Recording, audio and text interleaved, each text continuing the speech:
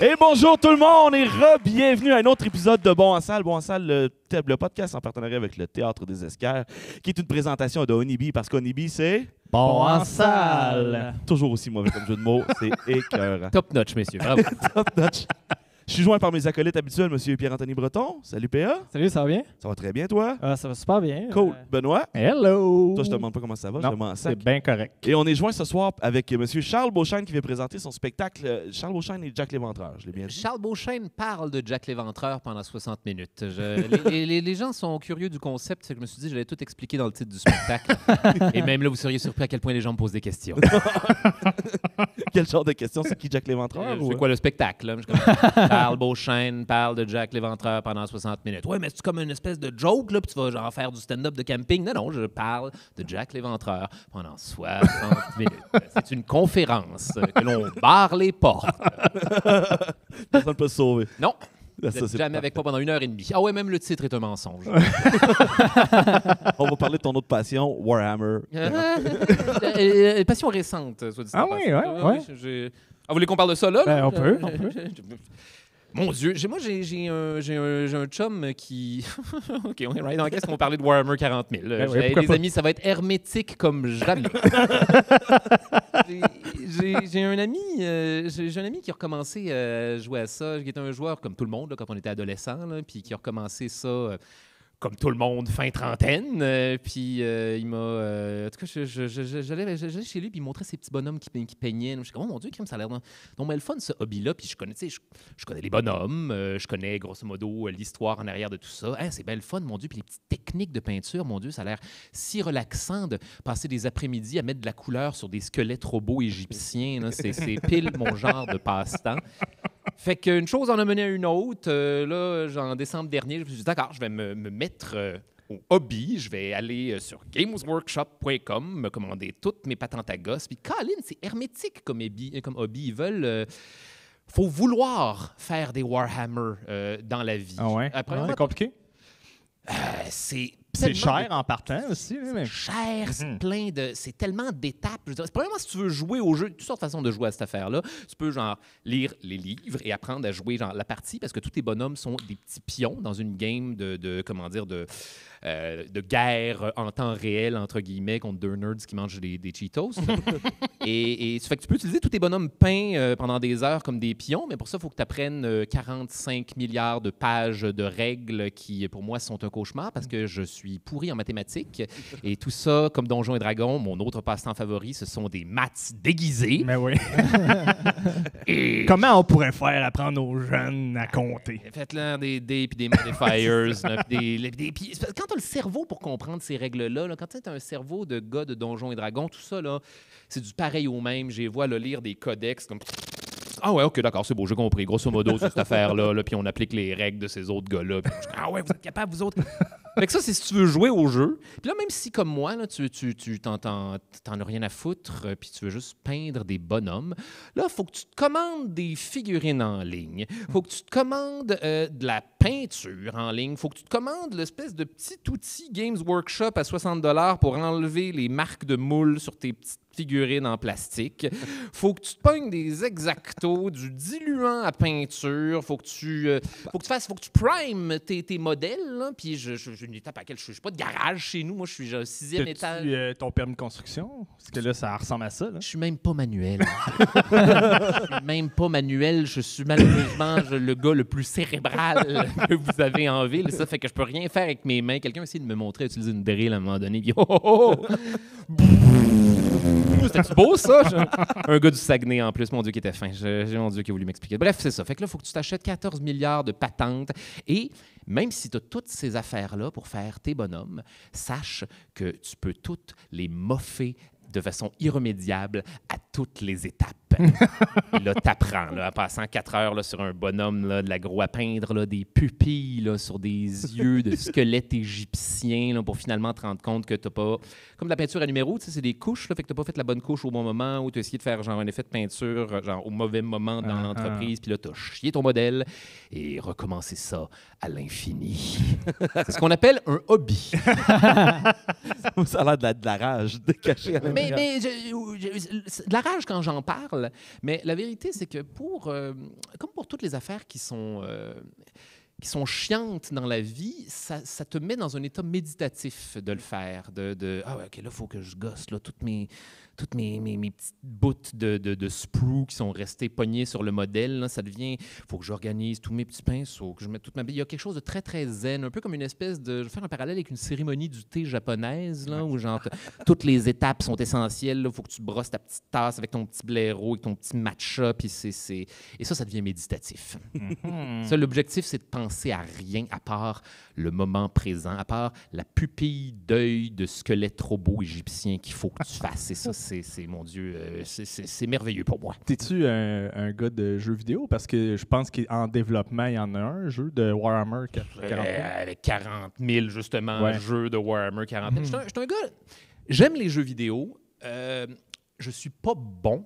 Et j'ai moins de temps que j'aimerais pour y jouer. Fait que moi, ça me prend des jeux, comment dire, faciles d'accès, que je vais jouer très, très longtemps à la même affaire. Je suis un complétionniste, en plus. Je dois fini à 100% parce que sinon...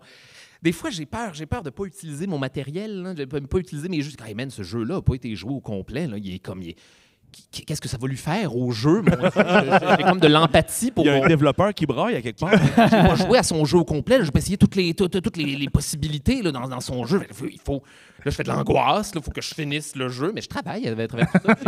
J'aimerais vous rappeler qu'une des affaires, c'est que j'ai pas le temps de jouer à des jeux vidéo. Fait que je joue souvent là, un jeu par année, à peu près. Là.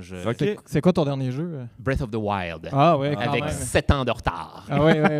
Et là, tu vois, là, j'ai l'autre. Là, j'ai le Tears of the Kingdom là, qui est dans une pile. Là. Je vais le commencer éventuellement. Sauf qu'avant, il faut que je joue à...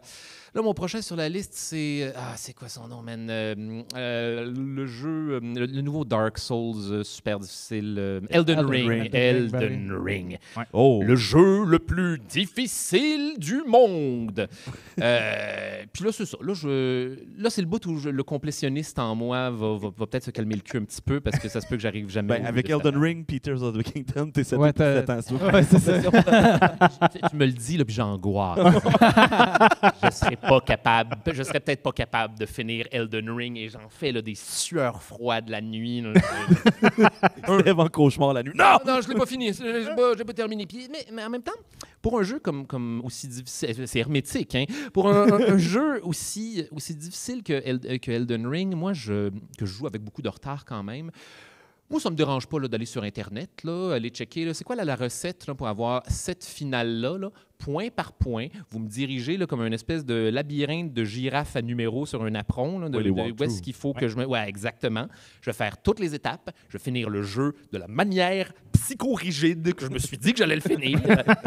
Et ça devrait aller. Mais je walk through. Des fois, là, je ne perds pas 2 secondes à me faire chier avec un jeu vidéo. Là. C'est fini, cette époque-là. Ben non, c'est ça. Puis surtout que ton podcast, il y a de la recherche en Chris qui est imposée. Fait que c'est juste ça. Si tu mélanges jeux vidéo, les recherches, la tournée, ça commence à être du stock. Là. En plus, il faut que je fasse des pires moments de l'histoire. Et je suis un complétionniste et je suis perfectionniste. Et c'est le même...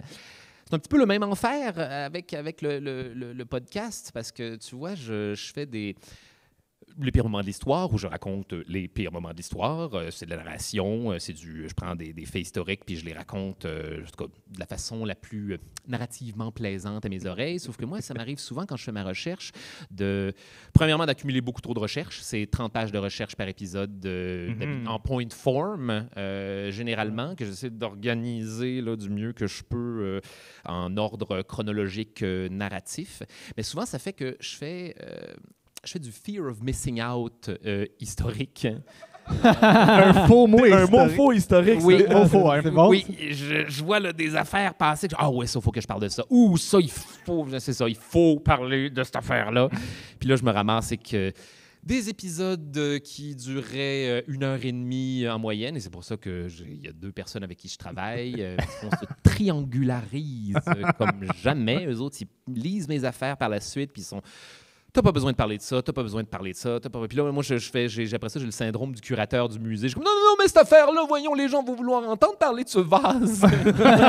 Cette poterie égyptienne fascinante. Non, les gens n'ont pas besoin de ça, curateur. Et c'est ce processus-là, mon Dieu, depuis 6 ans déjà. Ouais, mais comment tu sais, c'est devenu très populaire quand même assez rapidement. Comment tu vis, tu sais, comment tu vois ça un peu, là, ton... Je vais être... je te corrige, c'est devenu très populaire accidentellement. Accidentellement. Rapidement et accidentellement. C'est pas une vraie Ok. correction, là, mais dans le sens que... Moi, à un moment donné, tu sais, en tout cas, j'ai eu... Moi, je suis finissant de l'École nationale de l'humour 2010, comme on jasait dans le parking devant une bonne clope tout à l'heure. Moi, j'ai eu... Entre 2010 et 2019, la sortie de la première saison des Pires Moments, j'ai eu une décennie d'être un bon vieil humoriste de la relève, un peu plouc, qui fait 3 heures de route pour 15 minutes à Québec, payé 80$ quand on est chanceux. Fait que c'est...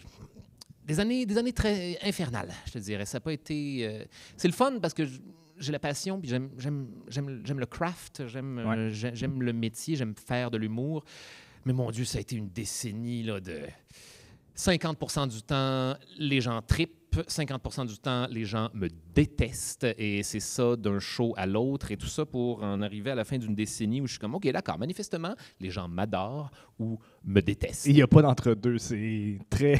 Il n'y a pas d'entre... C'est noir. Il n'y a personne qui est juste correct à mon égard. Il était comment, Charles Deschamps? Vas-tu appeler Charles Deschamps? Ça, c'est drôle. Ça, c'est vraiment drôle. Ça. Pas de te mélanger avec Charles Deschamps. En plus. Il se C'est ressemble juste même pas. Beauchamp Deschamps, Ça Beauchamp fait Deschamps. 10 ans qu'on nous mélange, que je reçois des emails qui lui sont attribués. Peux-tu booker Denis de Relais comme vous voulez Charles Deschamps, j'imagine? Et puis, tu sais, t'as lancé aussi le Gong Show, d'ailleurs. Oui, j'étais là-dessus, oui. D'ailleurs, comment ça t'est venu l'idée, tu sais, du Gong Show? Le lancer, oui, je suis avec mon bon vieux chum Anthony Rémillard. On avait envie là, de bien molester de la relève. Je vous aime, les garçons, je vous aime. À t'écouter parler, tu parlais de te flageoler. T'es-tu quelque chose que tu aurais fait si ça aurait existé dans ton temps, le Gong Show? Tu sais, l'amour quand t'as que commencé, t'avais avec les spectacles, t'aurais-tu le guts de te mettre sur scène à ce niveau-là? Oui, mais je pense, et rien contre vous les garçons, je pense que je me serais fait mal au Gong Show. Fait que je pense que je l'aurais fait, mais que je me serais fait mal. C'est ça que j'ai fait pendant 10 ans. Je l'ai fait en me faisant mal. Puis là, c'est ça. Ce qui est arrivé, c'est qu'à un moment donné, quand tu réalises que genre, les gens t'adorent ou te détestent, OK, dans ce cas-là, je peux faire ce que je veux. Je peux être aussi fucké que ça me tente de l'être. Il y a du monde qui vont aimer ça, puis ceux qui aiment ça, ils aiment ça. Fait qu'il n'y a rien à faire pour eux autres. OK, d'accord. Fait qu'à un moment donné, j'étais en deux spectacles de stand-up, puis je suis tombé sur un documentaire sur la peste noire sur YouTube. 2 documentaires, d'ailleurs, back-à-back, que je me suis tapé. Je suis comme, mon Dieu, c'est donc bien intéressant, cette affaire-là. Il y a une apocalypse zombie au Moyen-Âge avec des cultistes en cagoule qui se fouettent le dos, puis du monde avec des grosses faces de pustules. C'est tout ce que j'aime du Moyen-Âge. Synthétisé là, en 2,45 minutes de documentaire. Je suis comme, tout le monde a entendu parler de la peste noire. Personne ne peut me raconter cette histoire-là. Moi-même, j'apprends cette histoire-là en écoutant 2 documentaires. Peut-être que je pourrais faire un spectacle où je fais juste partager mon appréciation de l'absurdité de cette situation-là, d'ailleurs, dans laquelle il y a des jokes et des parallèles à faire à l'infini avec le monde dans lequel on vit. D'ailleurs, c'est dans un monde pré-COVID. J'ai apprécié cette ironie-là beaucoup plus tard dans ce show-là, après 2020. Fait que c'est ça. En 2014, j'ai sorti Charles Beauchamp parle de la peste noire pendant 60 minutes, qui est le proto-pire moment de l'histoire. Après, sous forme de podcast ou non, c'était en spectacle. En spectacle, comme je vais faire ce soir en fait avec Jack Léventreur. C'est une. Moi, j'ai à un moment donné dans le film Hannibal de Ridley Scott, Hannibal Lecter, il est en Europe là, puis il fait genre des conférences avec des diapos sur genre Judas Iscariote représenté pendu sur des boîtes en ivoire en gold. Je dis, oh mon Dieu, mais il est bien cool. Rien de plus hot. Mon héros, c'était Anthony Hopkins qui joue Hannibal Lecter, une conférence sur Judas Iscariote pendu sur des boîtes en ivoire de Gaulle. Puis j'ai fait, hey man, OK, c'est ça que je veux faire. Je veux faire une conférence universitaire pour tout le monde, avec des diapos, avec des cue cards, avec toute de l'information que je ne suis pas obligé d'apprendre, là, puis je ne suis pas obligé de me stresser le cul là, comme en stand-up, là, à tout apprendre à la virgule près parce que je suis un complétionniste perfectionniste, puis moi, mes affaires, il faut que je les apprenne à la virgule près pour avoir du plaisir. Ta vie, c'est une souffrance. Se faire chier pour une goutte de plaisir. Mon petit verre en dessous. Le titre de mon prochain porno, ça. Nice. Fait que c'est ça, j'ai sorti Charles Beauchesne perd de la peste noire pendant 60 minutes. Succès surprise, j'ai eu 9 supplémentaires. Puis voilà, après ça, je continue à faire une couple de shows de stand-up. Puis à un moment donné, en circa 2018-2019, j'ai fait comme « Hey, Jack l'Éventreur, même affaire, quelle histoire fascinante. Pourquoi personne connaît les subtilités de cette affaire-là? C'est juste qu'il y a un tueur en série. Puis même là, OK. Je vais refaire une conférence sur cette affaire-là. Ça a donné naissance à Charles Beauchesne parle de Jack l'Éventreur pendant 60 minutes. Puis là, à un moment donné, ce qui s'est passé, c'est que j'avais des conversations avec les boys du stand-up quand on était backstage, là, puis tout le monde est toujours en train de se comparer où ils sont rendus dans leur carrière pour essayer de se faire sous-jacemment chier. Et à un moment donné, c'est Mathieu Pepper, je pense, qui m'a dit « Crime Charles, je veux dire, ton show, là, ça la peste noire, puis Jack l'Éventreur, genre, t'as pas pensé à faire... » du web avec cette affaire-là. C'était l'époque des séries web. À ce moment-là, le podcast n'était pas encore aussi populaire qu'aujourd'hui. Oui, OK, ouais, c'est une bonne idée, ça, Pepper, effectivement. Je pourrais prendre toutes sortes de petits sujets comme ça, puis genre les mettre, en faire des petites web-séries d'une dizaine de minutes. À l'époque, j'étais fou, j'étais si fou. J'étais naïf. J'ai 10 minutes, puis c'est réglé, puis plus de présence sur le web. Ouais. Mon public s'en vient vieillissant, parce que moi, les gens m'ont découvert genre dans les gens qui m'ont découvert dans des affaires comme, En route vers mon premier gala en 2011. Puis là, je suis comme, OK, mon public me voit pas souvent faire des affaires. Peut-être qu'il faut que je fasse quelque chose sur Internet. Les gens ont eu l'air d'apprécier des conférences historiques. Je pourrais faire une série web sur cette affaire-là. J'ai rassemblé mes amis Audrey Rousseau et François de Grandpré, qui sont des auteurs avec qui je travaille depuis 10 ans. On se connaît à l'endroit puis à l'envers. C'est le fun de travailler avec ces gens-là. François de Grandpré, on a fait l'école de l'humour ensemble. Il repasse mes textes depuis 10 ans. Je fais, ah oui, OK, d'accord. Ces gens-là ont fait une série web narrative historique. On est allé pitcher ça à Urbania avec notre pitch, c'était Vlad l'Empaleur.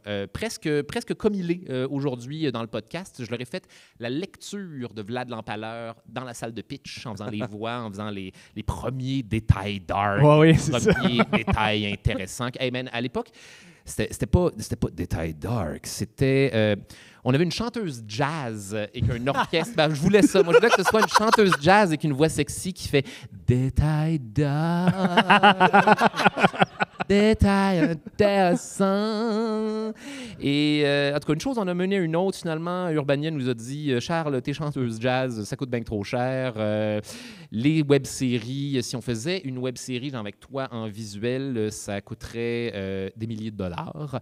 Ça ne tente pas de faire un podcast à la place. Ce à quoi j'ai répondu la phrase désormais célèbre « Ah non, pas un autre style podcast ». Parce qu'on était au moment où j'en sous-écoute commençait à bien pogner. Là, tous les humoristes devenaient un petit peu... puis je le dis en tout respect, là, c'est un super concept que celui du podcast de Jazette, mais il y avait beaucoup de ersatz, mettons, de sous-écoute. Puis j'avais non, pas un autre podcast. Puis là, finalement, en le faisant, en adaptant le projet en mode audio seulement, j'ai fait « Hey, attends une minute, mes possibilités sont infinies. » Mes possibilités sont infinies et de la même manière que genre... un humoriste comme François Pérusse va te faire passer des univers que tu vois, que tu imagines les personnages, mais tout est en audio. Les possibilités sont infinies. Puis au-delà de ça, mon Dieu, ça vient faire un lien avec mon style humoristique en stand-up que j'ai peaufiné pendant 10 ans, où moi, essentiellement, je fais de l'humour de cartoon avec des bonhommes qui font des voix, puis je crée la joke archétypale de Charles Beauchesne, c'est de donner une image tellement précise dans la tête avec les bons mots que tu ne vas pas pouvoir faire autre chose que la voir et t'en amuser. OK, j'ai tous ces outils-là. Le podcast me permet de toutes les faire shiner à leur juste valeur. Et là, j'ai complètement switché mon fusil d'épaule depuis. Je pense que le podcast, c'était la meilleure plateforme pour faire ce que je voulais faire. Et on m'a proposé de faire, les pires moments de l'histoire en TV. On a proposé de faire une version visuelle de ces affaires-là. Il y a eu des plans d'un cartoon à un moment donné. Ouais. Puis ça n'a jamais abouti. Puis à ce stade-ci, je m'en fous. Ce n'est pas fait. Je pense pas que c'est nécessaire que ce soit visuel.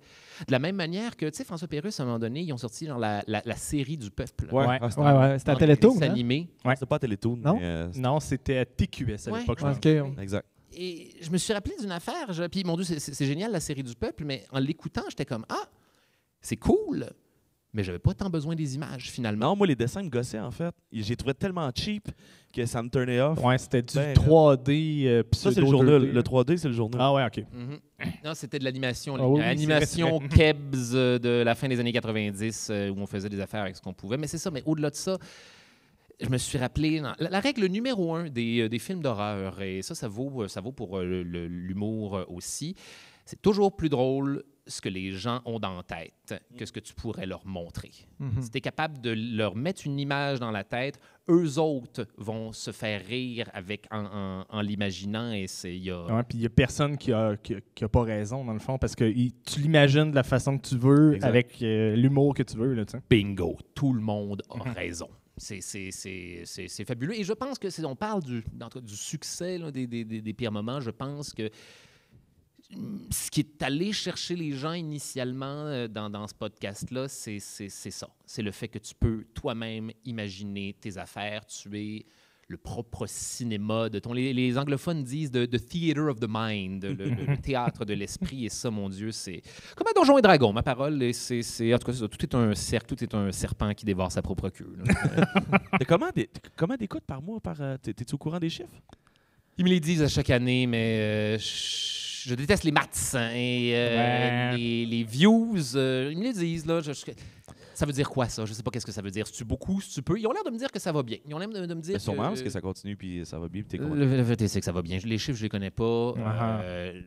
Moi, tant qu'il y a du monde dans la salle de spectacle après ça, tant qu'il y a du monde qui continue à suivre la série, moi, c'est tout ce qui m'importe. Et est-ce que le podcast a eu une influence sur ton stand-up? Est-ce Oui. qu'il y a plus de gens qui viennent te voir, qui te connaissent plus à cause du Dans podcast? ce sens-là? Ben, dans les deux sens, dans le fond. OK. Je vais commencer par le premier sens, littéral. Est-ce qu'il y a plus de gens qui viennent me voir? Oui. Et j'ai toujours peur, mon Dieu, ça c'est une bénédiction comme une malédiction parce que, mon Dieu, mon stand-up, je l'aime, je ne peux faire que ce que je sais faire, mais des fois c'est trop pour certaines personnes. Des fois, je pense que j'ai un humour qui est étroit et que ça ne le fait pas pour plusieurs personnes. Fait que là, j'ai plus que jamais des gens qui viennent m'essayer. Puis là, je les vois dans le public. Là. Je les vois, OK, toi, tu es en train de te faire méga chier. Toi, ça va bien, c'est merveilleux, je vais focuser sur toi. Toi, tu dors à point fermé, merveilleux. Puis 50-50. 50-50, Ouais. non, c'est pas vrai. J'exagère, peut-être plus... c'est 45-25, une affaire de même. Là, c'est... C'est pas le bon calcul, hein? C'est pas ça pantoute. Hein?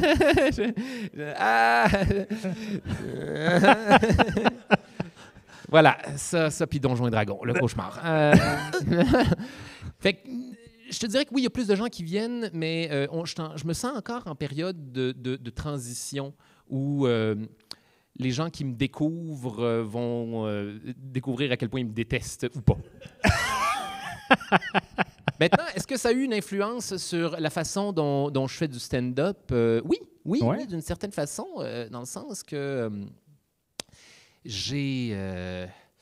moi, j'ai toujours fait beaucoup d'humour de act-out, c'est-à-dire tu décris une situation en mode narration, puis après ça, tu prends le temps de faire une petite scénette qui vient exactement décrire, comme dans les pires moments, finalement, exactement décrire ce que tu viens de dire. Fait que je te dirais que ça a un peu... ça a peaufiné ma façon de faire des scénettes en mode stand-up, qui était peut-être un petit peu plus brouillonne jadis. Là, maintenant, je sais comment faire des act-out. Mais de façon générale, ça reste ça reste le même humour. Et Ça reste Est-ce le que même tu as rajouté tes fameuses phrases dans ton spectacle? Moment Détail fort, dark ou détail intéressant? Ouais, c'est ça. Ben, peu importe les... Oui, Ouais. sauf que maintenant, en tout cas, il s'est passé toutes sortes de bizarreries face à ça. Là. Il y a des fois où je disais... Parce que je dis... naturellement, dans la vie, je dis « Ah oui, détail intéressant, cette affaire-là, je le fais. Je le fais dans la vie. » Pas pour détail dark, mais pour... Puis là, je le faisais des fois, puis là, ah oui, détail intéressant, puis là, je regardais mon cue card, puis là, les gens faisaient comme « il a dit l'affaire!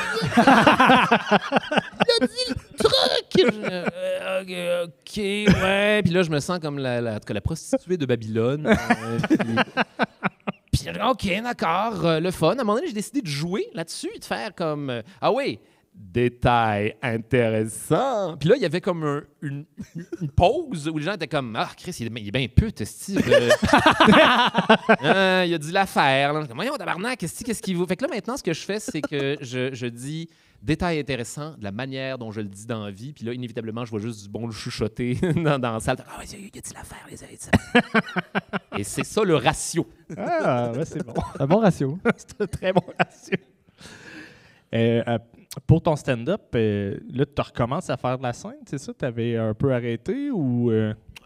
J'ai pas arrêté de faire de la scène. Bon, évidemment, il y a eu un break pendant le COVID, comme pour tout le monde, où on fait moins d'affaires, mais... j'ai pris un break de faire des nouvelles affaires. Dans le sens que écrire du nouveau stand-up, ça fait depuis 2019 que je l'ai fait. Oui, c'est ça. Tantôt, Jack Léventreur, c'est ce que tu présentes ce soir. Tu as dit 2018-2019, tu as commencé l'écriture. Les pires moments de l'histoire ont pris beaucoup de place dans les dernières années. La COVID a arrêté le stand-up. Moi, j'ai vu ah ouais, OK, cool, j'ai une chance là, de prendre un break là, de stand-up, me concentrer sur les pires moments merveilleux, me concentrer sur mes conférences. Puis là, le monde est revenu à la normale. On a décidé de ressortir mon vieux rafio, comme je l'appelle, mon vieux spectacle de stand-up de 2019 qui s'appelle « Les corbeaux me regardent d'un air bizarre ». Et ça, c'est le meilleur de mes 10 années de marais de la relève, les meilleurs numbers peaufiner, regosser pour que ça fasse du sens dans le monde d'aujourd'hui avec les sensibilités que les gens ont aujourd'hui, qui ne sont salement pas les mêmes qu'en 2010. Et voilà, là, en ce moment, c'est ça. Là, je run 3 shows en même temps. Jack Léventreur, La Peste Noire et Les Corbeaux me regardent d'un air bizarre. Et il en est ainsi depuis 2019. Et je ne sais pas quand ça va s'arrêter. Quand tu vas continuer ça continuer jusqu'à ce que on a fait un deal avec mon gérant, jusqu'à ce que les ventes de billets commencent à diminuer de façon suffisamment significative pour que je fasse OK, I guess qu'à ce stade-ci, tout le monde l'a vu. Mais ce qui est merveilleux, du moins avec les 2 conférences, c'est que je vais les faire jusqu'à ma mort. Ces sujets-là ne se démodent jamais. C'est pas des spectacles qui sont... C'est des cue cards avec de l'impro. Fait que le spectacle est différent à toutes les fois que je le joue. Okay. Puis je peux prendre des breaks. Là, je vais être dû, là, ces deux conférences-là, du moins dans les prochaines années, là, les mettre au fridge pendant un petit 2-3 ans, une affaire de même, me permettre de faire d'autres projets. Peut-être même faire une autre conférence. Je voulais faire une trilogie avec cette affaire-là. Je voulais faire... Charles Beauchesne parle des nazis pendant 60 minutes. Le dernier de 3. L'affiche pourrait être écœurante, je l'imagine vraiment bien l'affiche. Moi, j'ai des cauchemars de l'affiche. Encore comment visuellement je vais vendre ça au monde. Mais c'est ça. L'objectif, c'est qu'éventuellement, je vais me ramasser avec ma trilogie de conférences qu'on run à l'infini en prenant des breaks. Ça me donne le temps d'écrire du nouveau stand-up, ce que je suis dû pour faire, mon Dieu, depuis quelques temps déjà. Ça me permet de faire les autres projets. J'aime ça faire des affaires différentes. J'ai une autre projet de podcast là, que ça me tente de faire, qui est sur le back burner depuis 1 an et demi, facile. Je veux faire un radio-roman de détective privé à Hawaï. Une parodie de Magnum P.I. Et là, on a commencé cette affaire-là. On a fait un test au ZooFest l'été passé, une lecture devant le public de notre épisode pilote. Mais là, j'adore ce projet-là. J'ai juste envie de le faire. Et je pense que vous allez l'aimer, vous, le public. Trustez-moi sur celle-là. On se fait bien rire dans les salles de... Si vous aimez les scénettes des pires moments de l'histoire, ce que j'offrirais avec cette affaire-là, c'est un 30 des épisodes de 30 minutes de juste mes dialogues, mes personnages, avec des amis comédiens, humoristes qui viennent faire des voix. Je chéris cette affaire-là, mais là, j'ai pas le temps de le faire. Puis, en tout cas, C'est ton côté complétionniste, là, il capote en arrière. Là. Oui, voilà. Mais là, j'ai une question dans la tête. Tu penses pas que Warhammer va te nuire pour faire ton prochain stand-up? Non. non, parce qu'il y a une affaire. Il y a une affaire aussi que j'ai appris avec toutes ces années, c'est que le stand-up, ce n'est pas un hobby, c'est de la job. Le podcast, ce n'est pas un hobby, c'est de la job. Les spectacles, ce ne sont pas des hobbies, c'est de la... J'y tire du plaisir. J'adore. Puis ça, c'est le bon vieux, genre, faites un métier que vous aimez, vous ne travaillerez jamais un jour de votre vie, comme le disait Mathusalem. Et cool, sauf que... non, c'est pas Mathusalem Pantoute qui disait ça, c'est genre Confucius. Confucius qui disait ça? Ah, nice, OK, mais merci, nerd en arrière, qui a toutes les réponses. Je m'en allais où avec ça, moi? Excusez-moi, j'ai perdu le fil. Tu disais que c'est pas des hobbies, c'est du travail. C'est pas des hobbies, c'est ça. Et j'ai besoin de hobbies dans la vie. J'ai besoin de vacances. J'ai besoin de fins de semaine avec ma blonde où on fume du weed puis qu'on écoute des animés japonais. J'ai besoin de... Puis c'est des breaks que je me suis pas offert souvent dans les 10 dernières années parce que fallait percer. Il fallait faire de l'argent. Puis là c'est le fun. Là, j'ai la chance, mon Dieu, le privilège incroyable depuis 2019 de vivre suffisamment confortablement du podcast que je peux me faire des semaines régulières de 9 à 5 d'individus normaux avec des fins de semaine. Puis oui, non, de peindre des squelettes robots égyptiens à la fin de la journée, là, c'est nécessaire pour garder ma santé mentale. OK, parfait. C'est parfait. Le moment présent, parce que sinon, je suis juste en train de spinner sur qu'est-ce que j'ai fait, qu'est-ce qu'il faut que je fasse demain, qu'est-ce qu'il faut que je fasse aujourd'hui, qu'est-ce que j'ai fait hier, je l'ai-tu bien fait, je me suis trouvé dégueulasse de le faire, j'angoisse comme jamais sur cette affaire-là. Et tout ça est une espèce de maelstrom de fantômes qui font dans ma tête et non, des squelettes robots égyptiens. Ça y prend ça. On approche de la fin du podcast. Quand on a un beau public comme ça, souvent on aime se retourner vers le public. Avez-vous des questions? Y a-t-il des gens qui ont des questions pour Charles? Oui.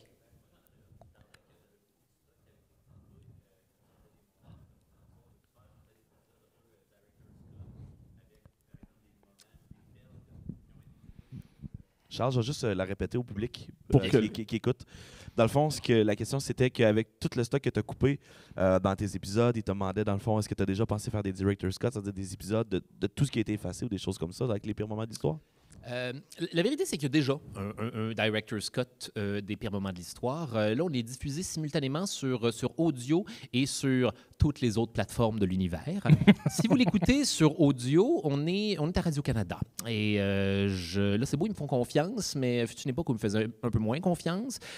J'utilise un bagou parlé souvent avec des anglicismes, des québécismes, fait qu'ils sont pointilleux là-dessus. Ils me demandent... Maintenant, j'ai des quotas d'anglicisme, j'ai des quotas de gros mots. C'est correct, c'est des deals qu'il faut faire avec eux autres pour que ça fonctionne. Au début, ces canailles-là, ils me coupaient des act-out, des fois. C'est trop pornographique. Là, il fallait que je m'ostine avec eux autres, que je fasse... Non, c'est bon, je vais garder le même esprit. Je vais vous remplacer ce act-out-là par quelque chose qui va dire la même affaire, mais qui va être dans votre palette de goût radio-canadienne. Merci pour la plateforme, ça fait plaisir. Mais ça fait que c'est ça. Les épisodes sur Radio-Canada, c'est ceux que j'appelle la version censurée. La version pour... Puis censurée, mon Dieu! La version pour les écoles, mettons, avec moins de gros mots. Si vous voulez le director's cut, la façon dont moi je voulais que les épisodes sortent, c'est sur toutes les autres plateformes imaginables. Mais les affaires qui sont coupées, ça, c'est là que je réalise que je travaille avec des gens qui sont des bons coéquipiers et qui ont le bonheur du projet à cœur. Ils ne coupent que des mauvaises affaires. ça s'est pas rendu dans le podcast, c'est que, premièrement, ça aurait été trop long. C'était peut-être de la redite. C'était peut-être de l'information trop floue dont on se fout. Peut-être que c'était un gag qui n'aurait jamais passé et qui m'aurait attiré des problèmes, peu importe la plateforme. Fait que, dites-vous que les épisodes tels que je les sors en tant que psychorigide, complétionniste, perfectionniste, c'est ce que je voulais que ce soit. Y a-tu eu une information, Mané, que tu t'es quasiment battu et que c'est jamais rendu, que tu l'as absolument intégré? Jamais, parce que je suis bon joueur. Je suis bon joueur avec eux autres, puis je suis toujours... OK, d'accord. Vous n'aimez pas le wording, vous n'aimez pas la façon dont les mots que j'ai utilisés pour faire une joke. Très bien, je vais faire exactement le même chemin en utilisant tous les termes radio-canadiens que vous aimez. J'ai des outils du langage, j'en ai une troque puis une barge. Très bien, je vais te reworder cette affaire-là de façon à ce que ça marche et que la même information et grosso modo la même joke passe. Fait que, non, c'est c'est un autre plaisir, c'est un autre puzzle, c'est un autre cube Rubik, mais on arrive toujours à bout de cette affaire-là. Est-ce qu'on avait une autre question pour Charles? Oui.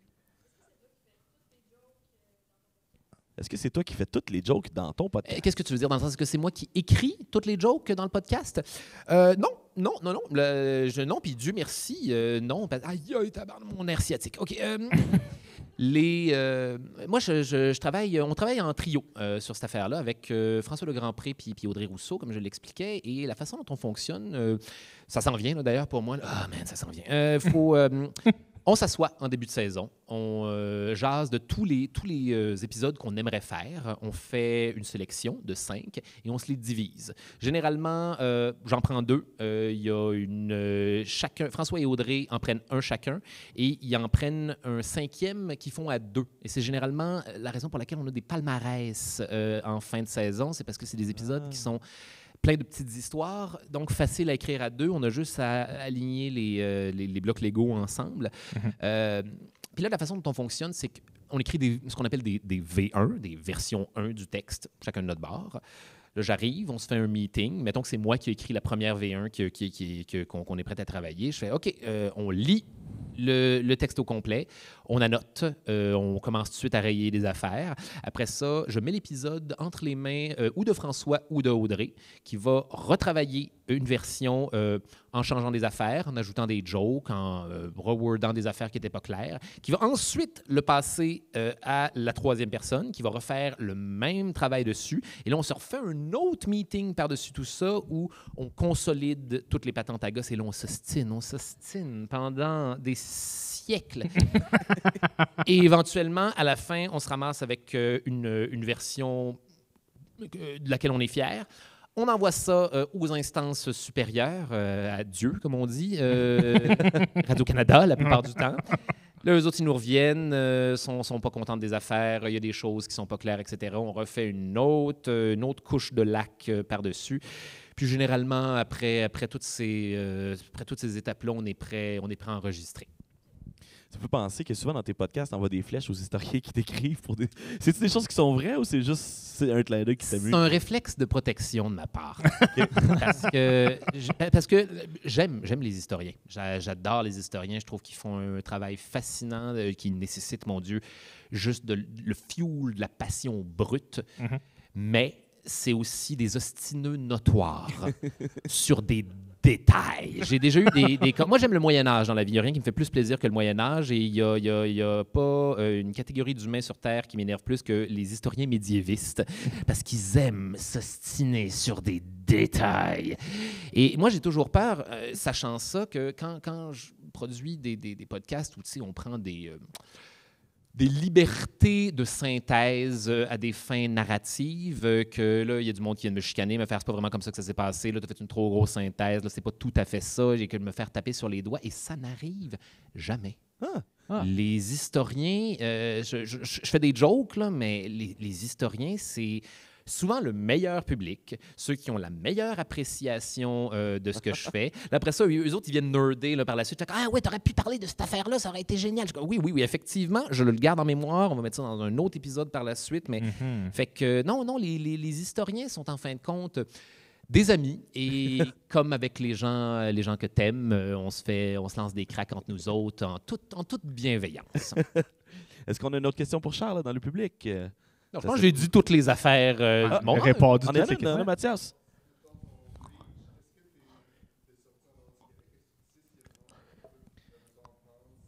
Est-ce que les pires moments de l'histoire ont sorti du Québec? Oui.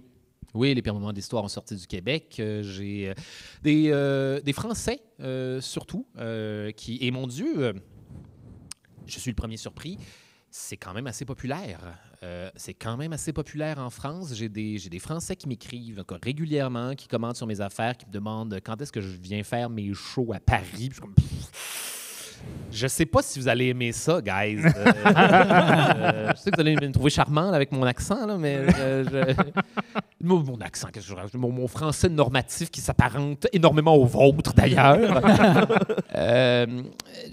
Oui, non, ça fonctionne. Il y a du reach en France. J'ai fait des interviews avec des collaborateurs français. Il y a des Belges, de la francophonie, des Belges, des Suisses, des Marocains. Puis la joke, c'est qu'à un moment donné, on a pogné un échantillon public en Lettonie. Puis ça a été le gros travail des détectives privés, à savoir c'est qui le fan letton, jusqu'à ce qu'on se rende compte qu'il y a des déploiements militaires En Lettonie. bons vieux Québécois en Lettonie. Puis en tout cas, j'ai rencontré l'auditeur letton la semaine dernière. À Gatineau. Il est venu me voir après le show. Là, il était comme hey, ouais, by the way, le letton, c'est moi. Je dis, ah ben, crime, je suis content de vous rencontrer enfin, mon brave. Une affaire classée sur celle-là. Mais tu sais, tes 2 spectacles conférences, il me semble que ça s'exporte très bien, ça, justement. Oui, sauf que j'ai peur, comment dire... J'ai peur que les Français soient encore plus pointilleux parce que sur comment dire les raccourcis historiques que je prends, parce que c'est leur histoire, c'est l'Europe, c'est puis là, en tout cas la vérité c'est qu'ils ne connaissent pas si bien que ça finalement, mais on dirait que j'ai cette espèce de gêne-là d'arriver là puis de dire, laissez-moi vous en apprendre plus sur l'Europe. J'ai tout droit sorti Canadien français. Fait que un jour peut-être, mais je te dirais que je vais les faire les conférences, du moins, je vais les faire en France quand je vais les reniper là, dans les prochaines années. Là, j'ai besoin de les regosser et m'assurer que ce soit. Puis peut-être que le travail, ça va être rien là-dessus, mais il va y avoir un travail d'adaptation à faire si je décide de faire ces affaires-là en France, puis je suis pas là. Je suis pas rendu. Surtout si tu fais des références au Québec, ça va être plus difficile. Oui. Mais ça va, il y en a pas tant que ça quand même, mais c'est ça. Il va falloir que je fasse du travail comme ça. Il va falloir que il y a des mots qu'il va falloir que j'apprenne ces spectacles-là de façon encore plus normative que je les livre. Fait que il y a une job à faire que j'ai pas le temps de faire pour l'instant, mais un jour. Mais il y a des sujets un peu tabous aussi en France historiques. Là. Mettons, Maréchal Pétain, c'est un sujet qu'on ne parle pas beaucoup en France. Là. On évite le sujet, mais c'est... Parce que c'est jaser de la collaboration maintenant. Et ça, c'est... Mais en fait, c'est drôle, comme pour toutes les affaires qui a trait au Troisième Reich, il y a une... sauf chez les Américains, il y a une honte. Oui, c'est ça, ouais. Il y a une honte face aux événements de ces années-là. Les Français ont profondément honte d'avoir été des collaborateurs, d'avoir eu parmi eux des gens qui ont collaboré. Les Allemands sont hantés depuis les années 40 par une honte viscérale qui est tout ce qui a un rapport au Troisième Reich est illégal. En Allemagne, ils ne niaisent pas avec ça. Tu peux faire de la prison si tu fais une joke au mauvais endroit. Je vous déconseille de faire ça d'ailleurs. Et fait que je pourrais, tu sais, j'ai pas envie d'être le gars sur son grand cheval de supériorité morale qui vient faire comme moi, je me souviens que dans les années 40, ta gueule, Charles, ta gueule. C'est nous qui vous avons sauvé le cul. Maintenant, je vais vous dire comment ça marchait. Partiellement sauvé le cul. Là, mais la vérité, c'est que tout le monde s'est sauvé le cul soi-même pendant la Deuxième Guerre mondiale. Est-ce qu'il y avait une question? C'est terminé? Oui.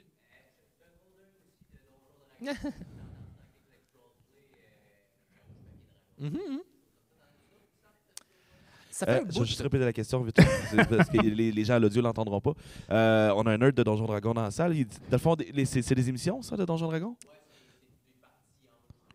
Fait que dans le fond, ce que tu demandais, c'est est-ce qu'il y a d'autres émissions de Donjons Dragons en podcast qui vont sortir avec toi? Ça fait longtemps que j'en ai fait une. Ça fait longtemps qu'on m'a invité à en faire une aussi. Puis je pense que c'est juste une question de... Je pense qu'il y a du monde qui n'ose pas m'inviter. Je sais pas, mes affaires vont bien, les gens sont timides ou peu importe. Mais je dis très souvent oui. Sauf que j'ai pas le temps de m'investir outre que genre un ou deux playthroughs.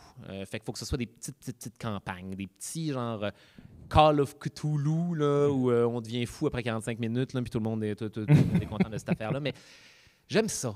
J'aime ça, mais j'ai redécouvert récemment le plaisir de faire des jeux de rôle avec mes chums dans un sous-sol avec un bol de Funyuns où je suis pas performatif dans mes affaires, j'ai le droit d'être mauvais. Puis ça, mon Dieu, on dirait que c'est le plus beau répit que la vie peut me donner, avoir le droit d'être mauvais sans conséquence.